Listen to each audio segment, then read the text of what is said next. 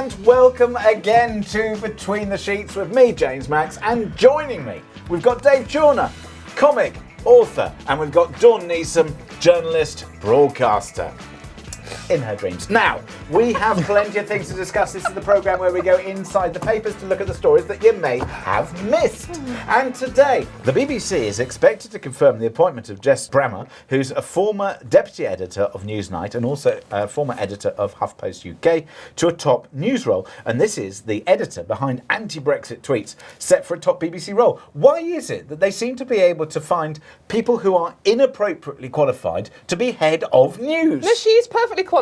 She's anti-Brexit and she reads The Guardian. I mean, you know, she's totally qualified for the BBC. I say she's not unqualified enough. I'd love to see like Bagpuss hired to do that. I just think that would be more entertaining. I think the Bagpuss would probably be more balanced. I think Fergie is otherwise occupied, isn't she? But it's the BBC, James. What do you expect? Do you expect balance and to hear from people on the left, people on the right? I would like to hear. I would like the BBC to understand where they've got it wrong over the last 10 to 15 years. I want original journalism and broadcast. I want top people who are going into those roles. And if we've got an issue like this, it doesn't necessarily mean that there are so many people who work there. You could actually have both sides of the story, if you like, covered with certain kinds of editorships to ensure that they cover the story properly. I don't want, for example, a Remainer stance and then no Brexit stance, and I wouldn't want a Brexit stance and no Remainer stance. I think if you're going to be balanced, you've got to be able to have the expertise, and I also want to see them cover the economy and business better, because they're not doing it at all at the moment. The BBC is perfectly balanced. It's left wing and communism. How much more balance do you want? Well, I would like just something better. But how much do they pay their head of diversity at the BBC? I don't know, but the BBC website has always been good for quizzes, so says Michael Deacon. They cover any number of subjects. Some test you on current affairs, other test you on animals, or even Shakespeare, or flowers, or football. Recently, though, it's added a quiz which tests you on something new altogether. How much of a self-hating middle-class liberal are you? It doesn't obviously phrase it quite like that, he goes on to say, but it's part of the diversity training of BBC staff, where they consist of 20 questions, each of which is designed to teach you how privileged you are. Oh, for gosh sakes. Well, the NHS did a blog recently on that, didn't they? It's like, you know, this is what you white people need to know. I mean, how offensive do you want to be? But why is it, though, that we're allowing this to go on? Because there's so much of it that it appears as if some people want to see it happen. And in fact, what you've got is you've got a whole washing of an organisation where people who are against this seem not to be able to say, stop it now, call it out. It's no longer effective. I mean, for example, we've got so many situations in which this is just being allowed to happen and we don't protest against it. We could all just stop paying a licence fee, of course, couldn't we? We could, but I don't think that achieves what you want it to achieve. What do you want it to achieve then, James? I would like to see a national broadcaster who is slightly more reflective of us as people. Talk radio! Yep, true. And is... I don't know. Look, I love how you just cut him off at the knees there. I think that was brilliant. That you answered his question straight away. Okay, so you problem solved. I wasn't coming. I'm coming up with problems, not solutions. I reckon. I'm putting you in charge of the BBC for a minute here, just to see what you do with it. I mean, it might even be 30 seconds. It rather depends on what you say. He's never going to be in charge of the BBC. He's not the right type.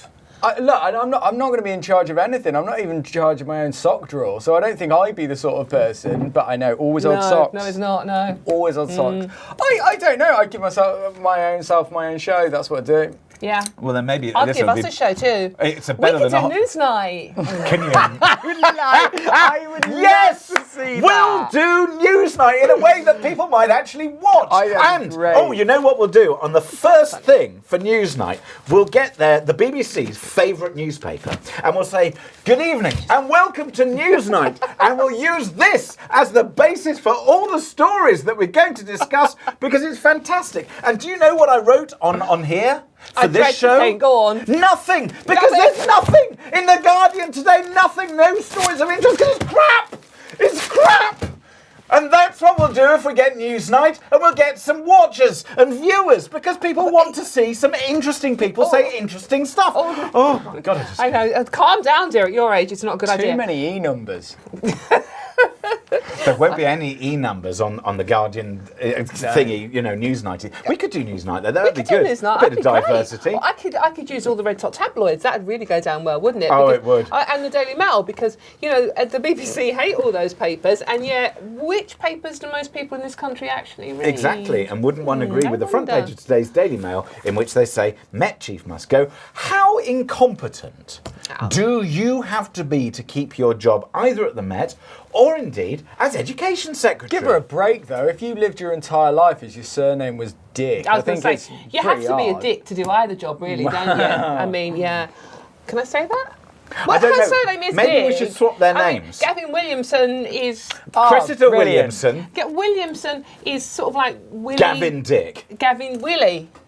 It's Yes. another word, isn't Yeah, it? it I is. mean, he is an absolute idiot, isn't he? He can't. It's not great. Now, but was that... And we're talking, obviously, the story that... One of mine that I was picked out... which was the Education Secretary. What a role. He was so cut out for that one, wasn't he? Actually mistaking... let me see. Marcus Rashford, 6 foot slim Mancunian accent, plays football with rugby player Maro Itoje. How do you pronounce that? Itoje. 6 foot. Yeah, thank you. I don't do rugby, obviously. 6'6", beefy, London accent, and they've got different shaped balls. Now, how do you actually? He was having a video conference, and he thought he was talking to Marcus, and he was actually talking to Maro. The guy is not fit How do for you purpose. even do that? But my question with this is it racism or is he thick? Or is it both? Or is Or it is both? it both? I'm surprised. I'd give it a week before Gavin Williamson comes out and says, I loved Marcus Rashford in The Matrix. Like, Yeah, I exactly. think he's Well, there's so just many gonna good run. memes about it, isn't Yeah, there? And there's yeah, sort of yeah. like, there's a picture here and sort of like, and it goes loads of really good fun pictures on it. But it's like, if it had been two white people that he'd mixed up, and let's face it, when you're that thick, it happens, you get people mixed up. But because it's two Facial black blindness. lads, I mean, it's the thing is, it's like, everyone looks alike if they've got a different skin colour to you. I don't know. But I mean, he is, he's not... I love the fact he's that not he's as named gas-prone Frank's- as he is. Yeah, he's not... I mean, I've Frank interviewed him Spencer on a for- couple of occasions. His ability to answer any question is just incredible. It just will not answer any questions Well, that that you narrows ask. it down to every politician ever. No, it makes some of them look as if they do bother to answer your He questions. doesn't, but I mean, how can you not know? I mean, he is the Education Secretary, right? Marcus, and to be fair, Mara, have actually gone on and on and on, working with kids, the free school dinners, the laptops for kids, and he didn't know who was who. But how also, can you be in charge of that and not know who you're talking to? But also, don't you think it really reflects badly on the country that of all of the people, we've got like whole of Westminster, you've got MPs around the country, yet we're relying on a footballer to sort of say, Yeah. oh, by the way, kids actually probably Yeah. should be fed. Yeah. And actually kids probably should get laptops Laptops from to help them because Paul's you've got- sent them all from school and you're not allowing them to study Yes, properly. but it's madness that we have that. But then it was also madness that we had a situation before where Jamie Oliver had to say, "Can you stop giving them turkey Couldn't agree more. Twizzlers?" It was also madness that we had the whole situation about education, and then they just went and knocked down all the schools and built new ones, and thought that was more important than actually the teaching that went on inside. And then we've taught a whole generation to be woke-tastic, and I think that is arguably our biggest failure. And because both lads took it in good heart and made jokes out of it, so yeah. Well, Genuine makes me like both of them even more. I- Which in I'm Rashford's actually, case is I'm actually voting for Marcus for I would be very Education happy for both of Secretary, them. to be honest. I would like both of them, once they've given up their sporting careers, get into politics. Oh, Marcus would be brilliant. They'd both be Yeah, brilliant. absolutely. And just I get into disagree. I disagree, and the reason is, I think if you want to be a politician, you shouldn't be. I think if you Yeah, no, this is fundamentally true. want I to don't have that think back- This is either of them true. wants to Yeah, be yeah, yeah. politicians. Yeah, yeah. And I mean, for example, Ian Botham, politician now. Yeah. Sebastian Coe. I mean, the reason that the London Olympics were so good is probably because Sebastian Coe was involved in running them. Running. I see. What, Yeah, I that did was well clever. there. Very That's clever. It Very could be- clever. yeah, I could Hey, Well, speaking- listen. It's a while since we discussed COVID. Well, also, and speaking of cleverness, an absolutely incredible 4-year-old called Bridget G started learning the piano while it was in lockdown. She practices for 45 minutes a day, has 1.5 hour lessons a week. Fair enough, very good. However, she passed her Royal College Music Level 1 exam and can play Beethoven's Sonata in F major. She is so good that even though she never played the piano before, she has won the Elite National Music Competition last December. Now, this American protege competition means that she can go and play at Carnegie Hall. But because she's 4 years old, she can't have a COVID vaccine, which means she can't go and play in the venue. Oh, I that's think that's ridiculous. I think it's so cruel. It is cruel, but this is where we've ended up. That we've ended up in a place that nothing makes sense. Proof of jab to get a beer. We don't need proof of jabs in our country. Can we just say once and for all, vaccine passports, right? No, doesn't No. matter. They don't work. Dave, are you a fan of a vaccine passport? They don't work. I feel bad because I genuinely don't care. I've like been double jabbed. Yes. And a bit like, and I'm just speaking for myself. Like I selfishly. But do you want to be asked for them wherever you go? So, for example, I don't mind getting on a plane because we have a different vaccination strategy to other countries. I can see that that's outside of our control, and also a plane is a very specialised environment in which you really are, and anything that you can do to minimise the spread. Maybe fine. Okay, I get it. I understand it. But in our country, where it makes naffle difference, and yet we are being asked to reveal information about our health and our details, and it's one step away from having your papers. I do not think we should be doing that, combined with the fact that nobody out of any scientist has given any good reason as to why you should do it and why it makes a difference. You can still get COVID if you're double jabbed. So and you can still pass it on. See, that's the positivity that you bring to this show. You can still, come on, kids. But you can still get that it. and a yellow jacket. Scientific, you can still get it. What's wrong with my yellow jacket? you and I could not get away with a yellow jacket We're like absolutely that. could. I'm not sure I can. Well, I mean, if you did, I'd rename you Biggins. But other than that, I mean, Biggins is funny. Yeah. And there's another difference. That's the point. Right. Okay, I'm going to go serious now. Because I can do that, Okay. evidently. Should we talk NHS? Yes, We're moving smoothly on, Okay, go on, aren't do we? it. Do it. From vaccinations, Yes. passports, etc., to the NHS. Yes. Who we're all going to be paying a lot more for now, obviously. And Which sort of, on the face of it, on the face of it, sort of. it sort of sounds acceptable until... Until you hear that the health service are hiring dozens of managers, that's pen pushers, by the way, who work 5 days a week on sort of like 8-hour days, I'm assuming, and £270,000 a year. I know. Just let that sink in for a Tumbleweed. minute. You know that the highest paid manager in the NHS actually earns £425,000 a year. Meanwhile, your average nurse is 24 grand. Your average junior doctor is 34 by the way, grand. having some people in an organisation, if they've been hired from elsewhere, and there will be some jobs that require a lot of money. The doctors, the surgeons. Yes, but not just them, because sometimes to run and manage something, you will need people. However... Well, they're not doing a very good job, are they? Well, no.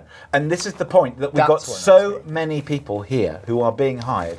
The very first thing you do after you've just said to people, we're going to reverse a manifesto pledge, the second one of the day, and then we're going to take all this money from you, and we're not going to do the two things that we say we're going to do. One, no money goes in to deal with the social care crisis for some time. 2 years. At least 2 years. And then the second thing is that the first thing they do is go and hire some very expensive people.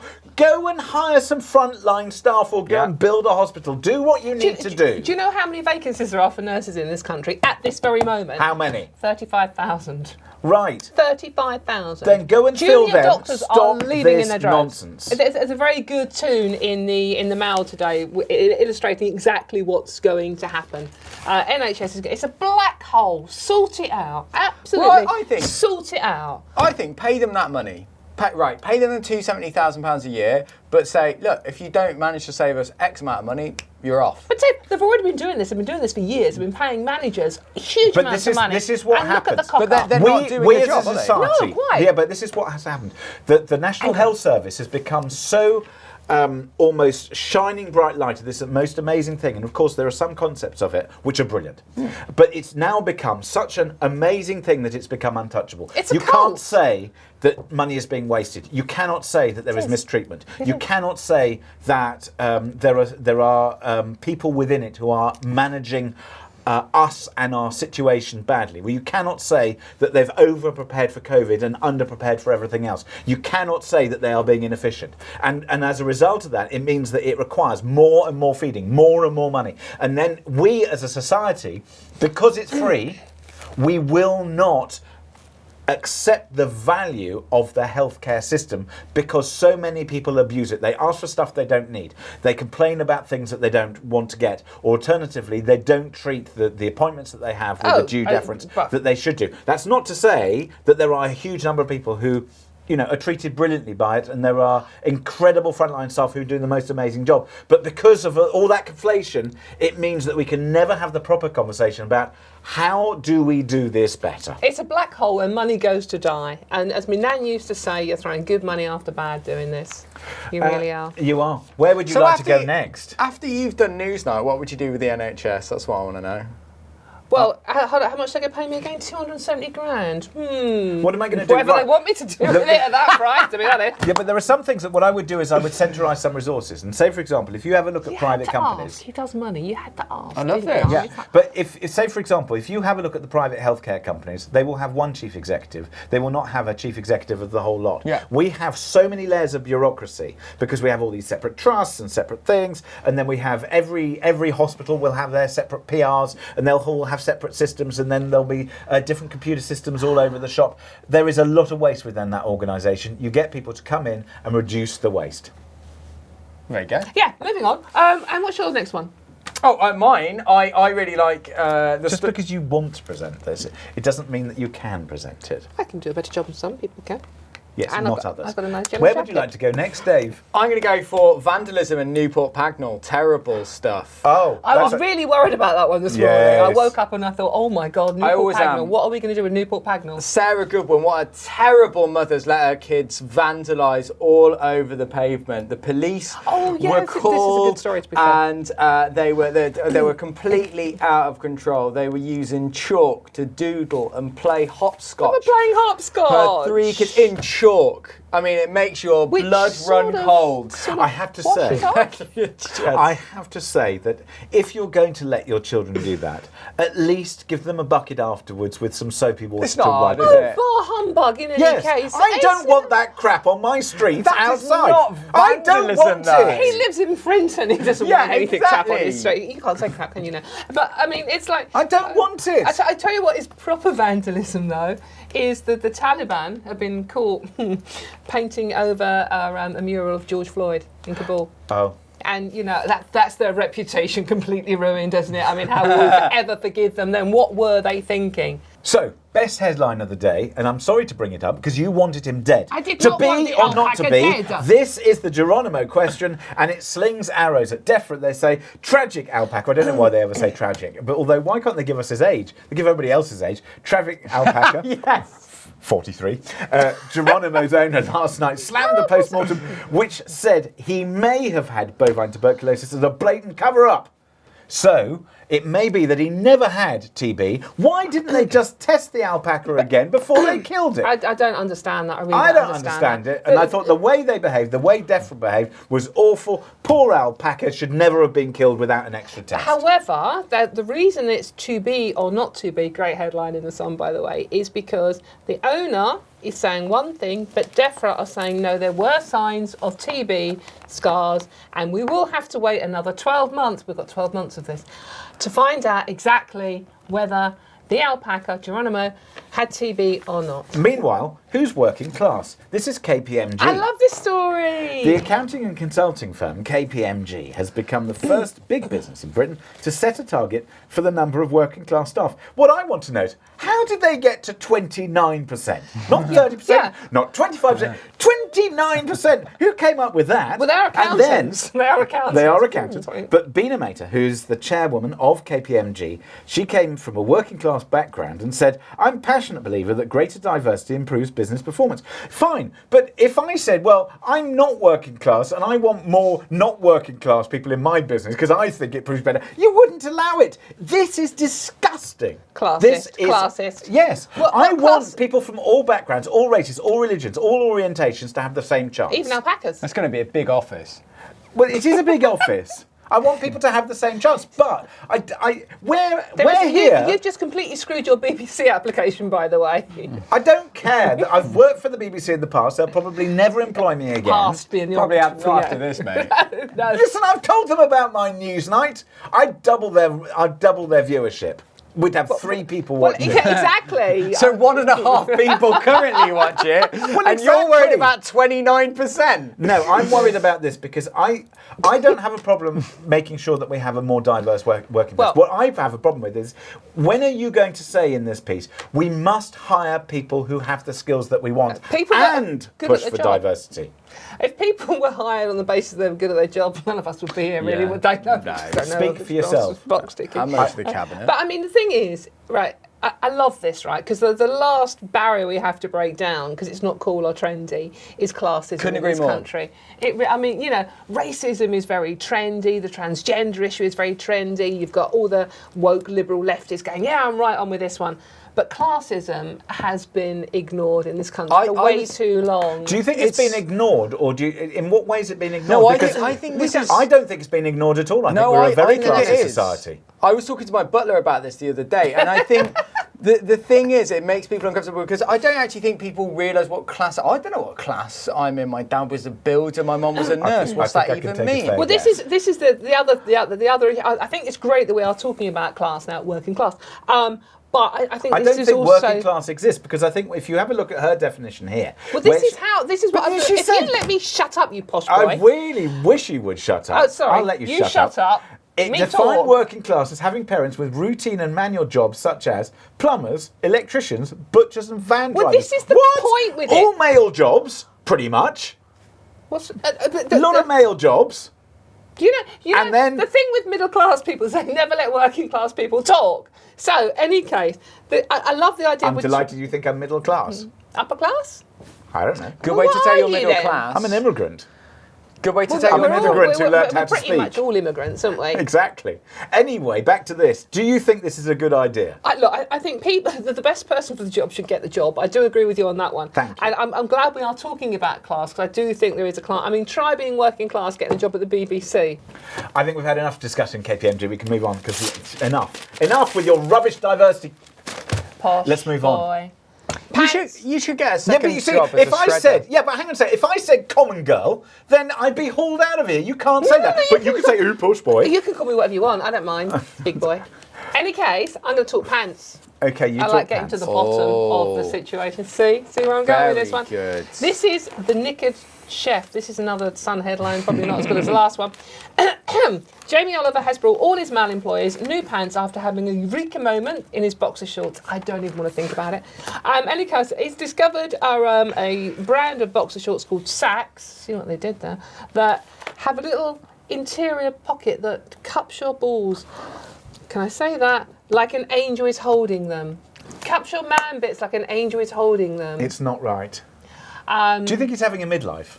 I think he's having several midlives. Any case, so it's brought I his think man. he needs to step away from the Step whatever away he's from the pants. Yeah. Okay, Dave. I love the story. An employee is being sacked for violence over a chicken nugget. An HR advisor in Glasgow has won more than £5,000 after he complained about the food. How much? £5,000. Oh, that's a lot of thousands of pounds. Stephen Smith was shocked and disillusioned when he paid $1.99 for a portion of chicken nuggets. How many chicken nuggets would you expect for $1.99?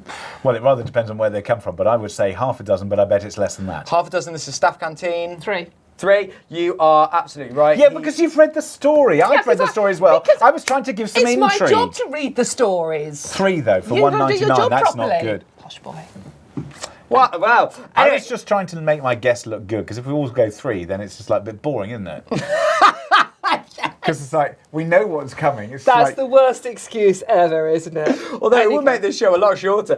Yeah, he basically queroed why he was getting 3 and other people were getting 5 and 6. And this is where the story gets a bit awry, because he said to the dinner lady, if I wanted a Happy Meal, I'd go to McDonald's. And he shoved the meal back towards the dinner lady. She said that she was almost afraid to come back into work after that. And as such, Stephen Smith was sacked for gross misconduct, as they said that was acting violently. Tribunal has concluded that it was unfairly dismissed, and he was inappropriately dismissed by bosses. Now he's won over £5,000. oh, he could buy a lot of nuggets for that. A lot of nuggets. Delicious. Golden nuggets. Meanwhile, should we have some nudity? Oh, yes, Oh, please. yeah, please. Go on then, get him off. Downton Streaker is the headline. Oh, I thought he was going to... Downton Abbey has been hit by a streaker riddle after a naked man was spotted waving at passing traffic. What was he waving? The nudist exposed himself at the edge of the woods close to Highclere Castle in Hants, the setting for ITV's hit drama. Craig Upton spotted him at 7 a.m. on Monday and called the police. He said he was just stood there staring at the traffic like a horror movie. Yeah, because you know why? You know why? When we drove back past after turning around, he was running off. I know this story. Oh, that would have been painful. I know this story. He was standing there completely naked apart from a gimp mask. He had a gimp mask on. And why wouldn't you stand in the field at 7 o'clock in the morning completely naked in a gimp mask? Maybe it was COVID. Maybe he thought, I'm going to stick to the COVID regulations. That's good. That's a good excuse, isn't it? Well, in Spain they told people they got to wear masks on a nudist beach, and I think following the same rules. It's a little zip, isn't it? Yeah, and in fact, in today's Daily Star, they've actually got more explanation of that whole story. Weirdo sprints off into the woods, they say. Yeah. That whole explanation of the story. But then also, they've got... Nobody cares. Actually, no. Oh, no, the Daily Star's gone. Let's look. We've run out of time. What a shame. I've got another one. Oh, come on. It's time to go. Time to thank my guest, Dave Chawner. Thank you very much indeed. Dawn Neesom. Oh, thank you for bringing us the lovely Daily Star. It's me, James Max. We'll be back next time for some more Between the Sheets. Bye-bye for now.